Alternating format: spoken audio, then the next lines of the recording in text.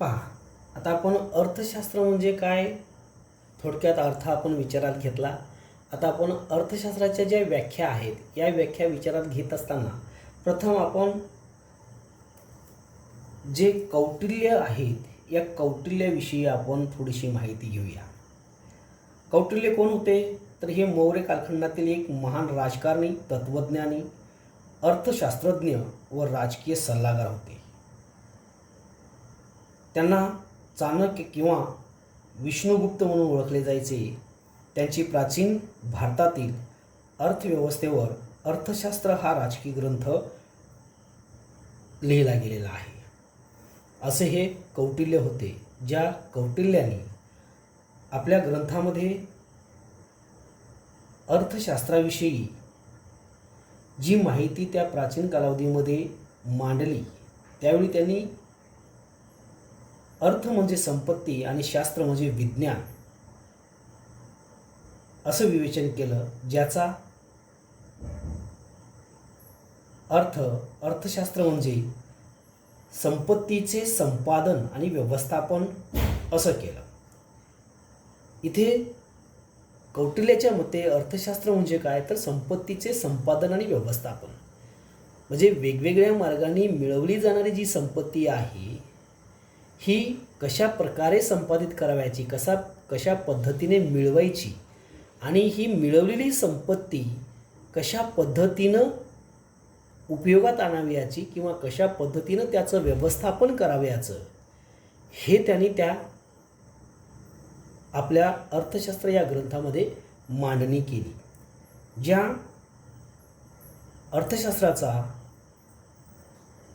अर्थशास्त्रामध्ये मांडलेली त्या कौटिल्यांची जी मुद्दे होती, हे मुद्दे जर विचारात घेतले तर सरकार आणि राज्य या दोघांची महत्त्वपूर्ण भूमिका कशी असावी, संपत्ती निर्माण करण्यावर लक्ष केंद्रित करून राज्याचं कल्याण कसं साधलं जाईल याचं विवेचन आहे. त्याचबरोबर राज्याचं सुशासन, कार्यक्षम प्रशासन यंत्रणा ही कशा पद्धतीनं आवश्यक आणि चांगली पाहिजे याचं विवेचन त्यात दिसून येतं.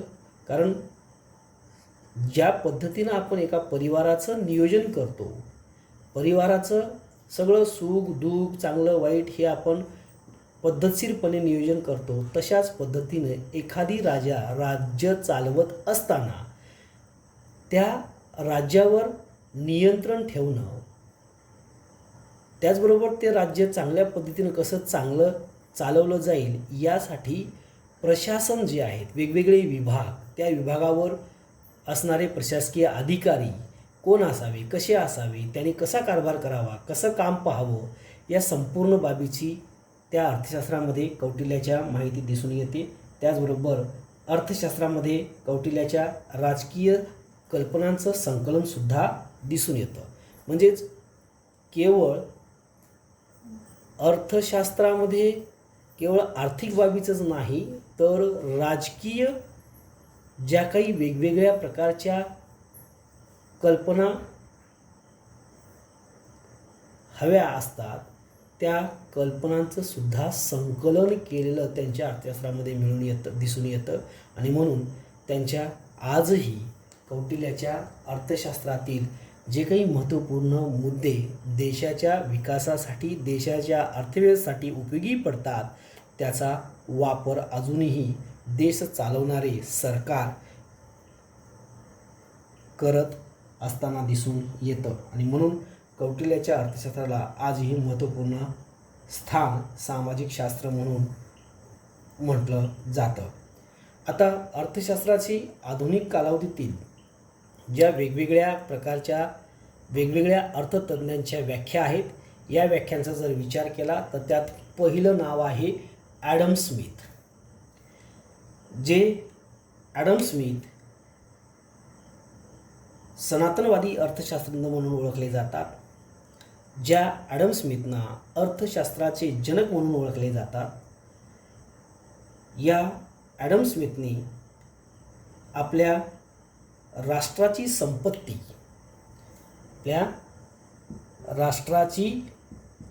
संपत्ती, या ग्रंथामध्ये हा ग्रंथ लिहिला कधी 1776मध्ये. 1776मध्ये राष्ट्राची संपत्ती हा जो ग्रंथ ॲडम स्मिथ लिहिला, तर या ग्रंथामध्ये त्यांनी अर्थशास्त्राची व्याख्या कशी केलेली आहे, तर अर्थशास्त्र म्हणजेच संपत्तीचे शास्त्र होय. साधी सोपी व्याख्या आहे. अर्थशास्त्र म्हणजेच संपत्तीचे शास्त्र होय. अर्थात ॲडम स्मिथनी आपली अर्थशास्त्राची व्याख्या मांडत असताना संपत्ती हा मूळ घटक विचारात घेऊन त्यांनी अर्थशास्त्राची व्याख्या केलेली आहे. जेणेकरून अर्थशास्त्राला कशाला म्हणावं, तर वेगवेगळ्या प्रकारे प्राप्त होणारी जी संपत्ती आहे या संपत्तीलाच अर्थशास्त्र म्हणावं, असं त्याचं मत त्याने अर्थशास्त्राविषयी मांडलं, ज्यामध्ये कसल्याही प्रकारचं निरहस्तक्षेप नसणार नाही. त्याचबरोबर भांडवल संपत्तीचा साठा असला, ज्याला आपण संपत्ती म्हणू, आर्थिक घडामोडी आणि नैसर्गिक नियम असतील तर त्याला आपण संपत्ती म्हणू. त्याचबरोबर वृद्धीचे सिद्धांत जे आहेत किंवा श्रमविभाजन असतील, तर असे विविध घटक असणाऱ्या संपत्तीला आपण संपत्ती म्हणू, ज्याला अर्थशास्त्र असं म्हणता येईल. अशा पद्धतीनं ॲडम स्मिथ यांची अर्थशास्त्राची व्याख्या मांडता येईल.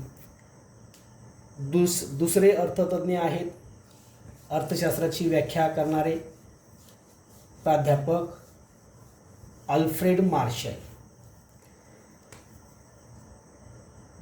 प्राध्यापक अल्फ्रेड मार्शल या अर्थतज्ञांनी कल्याणकारी अर्थशास्त्राची व्याख्या केलेली आहे. अल्फ्रेड मार्शल यांनी 1890मध्ये अर्थशास्त्राची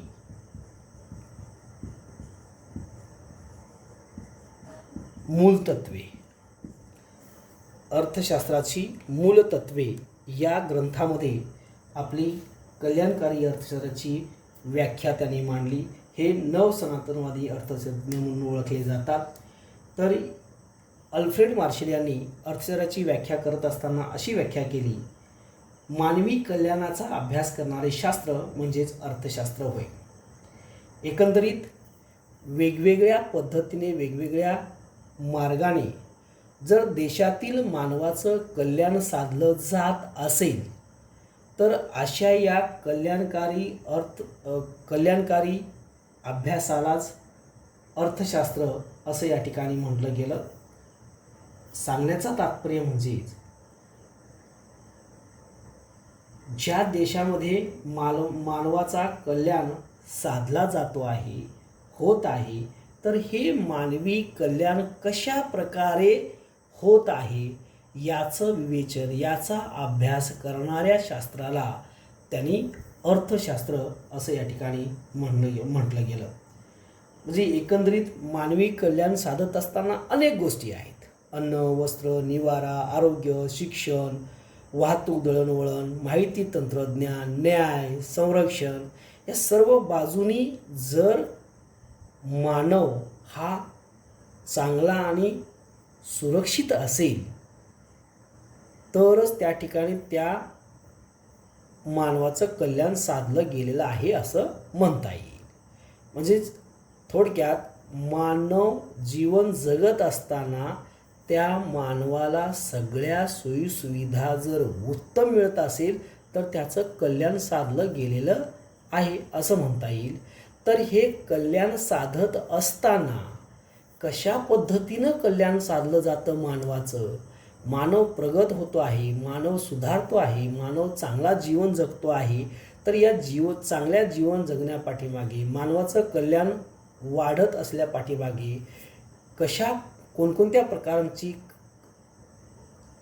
प्रकारची कारणं असतील, कोणकोणते घटक याला कारणीभूत असतील, जो मानवाचा कल्याण साधेल, या सर्व बाजूंचा अभ्यास करणारच सर्व घटकांचा, सर्व पैलूंचा अभ्यास करणारं अर्थशास्त्र, ज्याला अर्थशास्त्र असं म्हणावं, अशी व्याख्या प्राध्यापक आल्फ्रेड मार्शल यांनी आपल्या 1890 प्रकाशित केलेल्या अर्थशास्त्राची मूलतत्वे या ग्रंथामध्ये केली आहे. त्यानंतर तिसरी व्याख्या आहे अर्थशास्त्राची,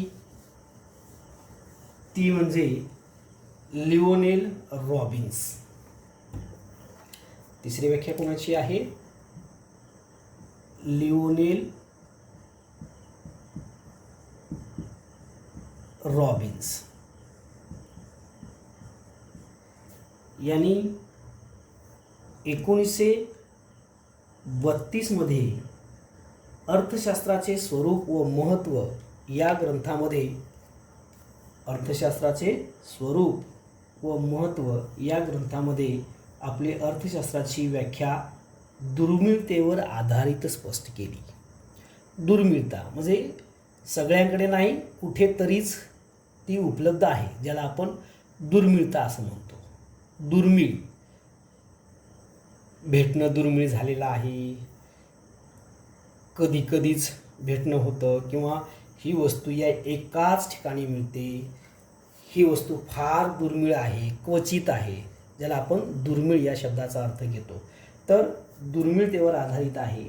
त्यांनी अर्थशास्त्राची व्याख्या करत असताना अशी व्याख्या केली की अमर्यादित गरजा आणि मर्यादित परंतु दुर्मिळ व पर्यायी उपयोगाची साधने यांचा मेळ घालताना करण्यात येणाऱ्या मानवी वर्तनाचा अभ्यास म्हणजेच अर्थशास्त्र होय.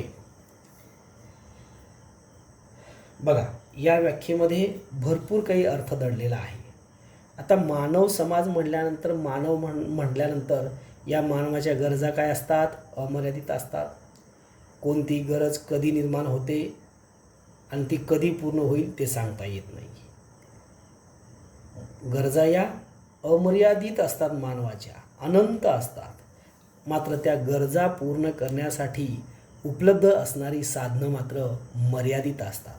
आणि अशा या मर्यादित साधनांचा वापर करून आपलं जीवन परिपूर्ण पद्धतीने जगण्यासाठी प्रत्येक मनुष्य कशा पद्धतीनं वर्तन करतो, कशा पद्धतीनं वागतो, कशा पद्धतीनं वावरतो, आपल्या अमर्यादित स्वरूपाच्या गरजा या मर्यादित साधनाने, म्हणजेच जास्त गरजा आणि त्या गरजा भागवण्यासाठी असणारी साधनं जी कमी प्रमाणात आहेत, आपल्या सर्व गरजा निर्माण होतात आणि त्या लगेचच पूर्ण होतात असं कधीही होत नाही. कारण त्या गरजा इतक्या असतात की सांगता येत नाही. मात्र त्या गरजा पूर्ण करण्यासाठीची जी वेगवेगळी साधनं आहेत, ही साधनं मात्र अपुरी पडतात. आज म्हणलं, देशातील सर्व लोकांना एकाच वेळेला एकाच दिवशी कोविडची लस दिली गेली पाहिजे. शक्य झालं का? नाही झालं. कारण एवढी मोठी लोकसंख्या आहे आणि एवढ्या मोठ्या लोकसंख्येची गरज एकाच वेळी एकाच क्षणाला जर भागवायची असेल तर ते शक्य होत नाही. गरजा या कशा आहेत? अमर्यादित आहेत. परंतु त्या गरजा भागवण्यासाठीचं साधन मात्र कमी आहे. आज या दिवशी म्हणजेच 21 ऑक्टोबर 2021 रोजी भारतामध्ये 100 करोड लोकांना कोविडचे डोस पूर्ण झालेले आहेत. कधीपासून? मागच्या 1 वर्षापासून. म्हणजे गेल्या वर्षीच्या फेब्रुवारी महिन्यापासून ते आजपर्यंत एवढा कालावधी लागलेला आहे. देशातील 130 कोटी लोकांपैकी 100 कोटी लोकांना डोस देण्यामध्ये. म्हणजे इतक्या अफाट गरजा आहेत. मात्र या गरजा भागवण्यासाठी साधन मात्र कमी आहे. आणि हे कमी असणारं साधन आणि मानवाच्या अमर्यादित असणाऱ्या ज्या गरजा आहेत, या गरजा भागवण्यासाठी हा मानव कशा पद्धतीनं प्रयत्न करत असतो, कशा पद्धतीनं या मर्यादित साधनांचा वापर करून आपल्या गरजा भागवण्यासाठीचा ताळमेळ कसा लावतो, याचा अभ्यास करणारं शास्त्र, ज्याला अर्थशास्त्र असं या ठिकाणी म्हटलं जातं. अशा पद्धतीनं या विविध अर्थतज्ञांच्या आपण व्याख्या अर्थशास्त्राच्या विचारात घेतल्या. यानंतर या अर्थशास्त्राच्या शाखा आणि त्या शाखांचं वर्गीकरण, त्याचबरोबर त्या शाखामध्ये येणारे विविध घटक जे आहेत, विविध संकल्पना ज्या आहेत, याचा अभ्यास पुढील व्हिडिओमध्ये करूया.